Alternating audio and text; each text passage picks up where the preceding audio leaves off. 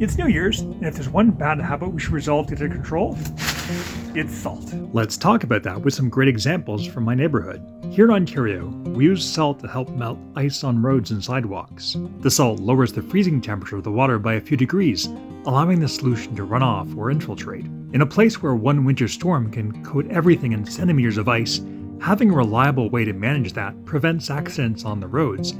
And while salting our home walkway probably hasn't saved lives, it does feel responsible. But while salt means safety on our roads, it does set up problems in our rivers. Salt is a conservative, so that every kilogram applied eventually becomes a kilogram downstream. And while there is some dilution, concentrations in our local rivers and streams have been rising steadily for years. Salt can be an even bigger problem in groundwater, where infiltration from melting snow piles causes long-term problems in local wells. So is it always a trade-off between safety and the environment? Of course not. Instead, if we can just be a bit smarter about salt, we can stay safe, curb our impact, and save money while we're at it. The first part of good salt management is snow clearing and drainage.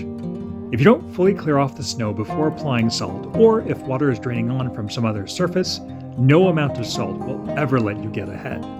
There's a great example of that right beside the WSP Mississauga office, where poor drainage creates a skating rink on the sidewalk from December to March every year without fail. And while sometimes it might feel like we're going overboard on snow removal, the more frozen water you can remove, the less salt you'll need. The second part of smart salt use is application. The temptation is to overuse, but then you just end up wasting money and salting the earth.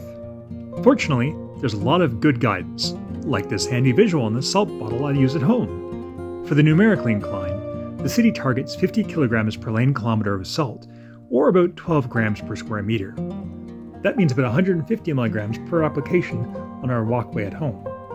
Ideally, after putting down salt, you shouldn't see any big piles of salt left over, or salt deltas after melt has occurred. The third and final piece of smart salt use is snow disposal, but it can also be the most tricky. The tendency is to shovel or plow any cleared snow onto grass, but that plowed snow contains all the leftover salt from previous applications. You'd think twice about dumping that snow in the grass if instead of this, it looked like this. All that salt will just end up infiltrating and causing groundwater issues. It's also important to keep snow piles away from any infiltrating and low-impact development features, as these are often designed to encourage infiltration in areas where sensitive groundwater receivers and where infiltrating salt would do the most harm.